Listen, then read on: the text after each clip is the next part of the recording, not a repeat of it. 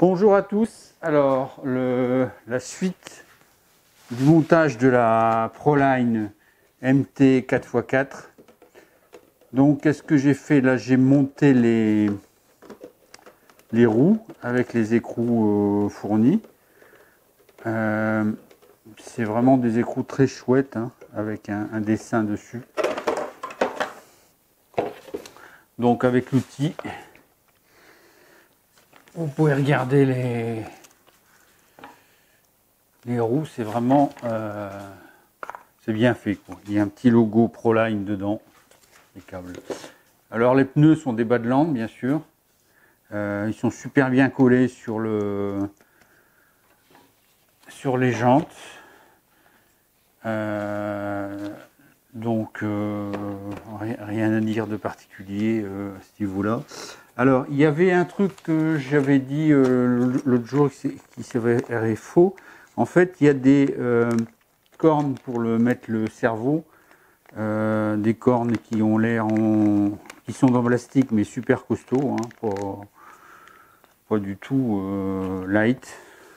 Ça fait à peu près, je dirais 6 mm d'épaisseur.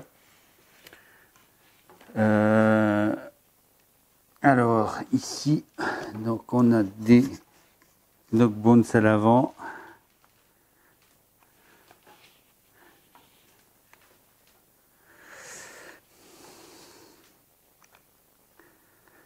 Donc on a des CVD en fait, hein, à l'avant et à l'arrière, ce qui est vraiment chouette. Il n'y a vraiment rien à dire sur ce kit. Là j'ai mis en peinture la carreau. Alors j'ai voulu faire quelque chose de différent de ce que je fais d'habitude. Ce que je fais d'habitude, c'est je dirais, c'est le standard Tamiya, par exemple ça. C'est absolument nickel, il n'y a pas un défaut, c'est fait exactement dans les teintes préconisées par Tamiya, tout ça. Mais bon, par exemple, ce truc-là, c'est un engin de chantier, j'aurais bien voulu faire un truc un peu plus réaliste. Donc, j'ai dit celui-là, je vais faire autrement.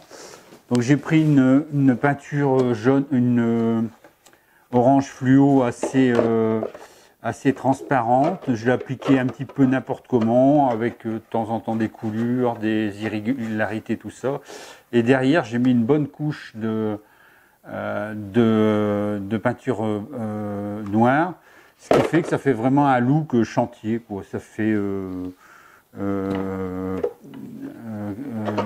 carrosserie d'engin de chantier repeinte de manière réaliste. Alors ce que je dois toujours indiquer, c'est que c'est une carrosserie Proline, donc elle est extrêmement résistante, dure, solide. Voilà.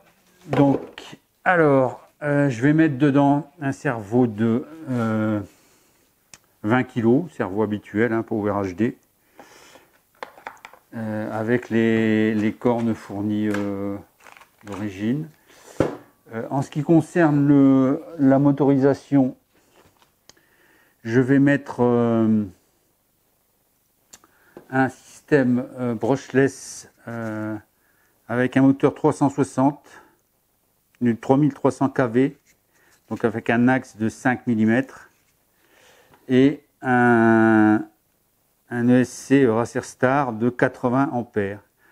Donc c'est un peu moins que ce que je mets d'habitude dans un 1/8e. Enfin là, c'est pas un 1/8e, c'est un 1/10e. Et le moteur fait quand même 1200 watts. Donc ça va arracher. Donc le ESC, il y a un ventilo dessus. Et j'ai la carte de programmation également. Donc bon, j'ai tout ce qu'il faut. La question que je me posais, c'est le récepteur. En fait, le récepteur, il n'y a pas de boîtier récepteur, hein. Donc je vais peut-être le coller sur l'avant quelque part. Donc le récepteur, si il y a un peu d'eau qui rentre dedans, on sera embêté. C'est je dirais que c'est le seul point négatif pour l'instant que j'ai vu dessus. Donc voilà. Donc à moi d'y aller et de monter ce que j'ai indiqué. Merci à vous.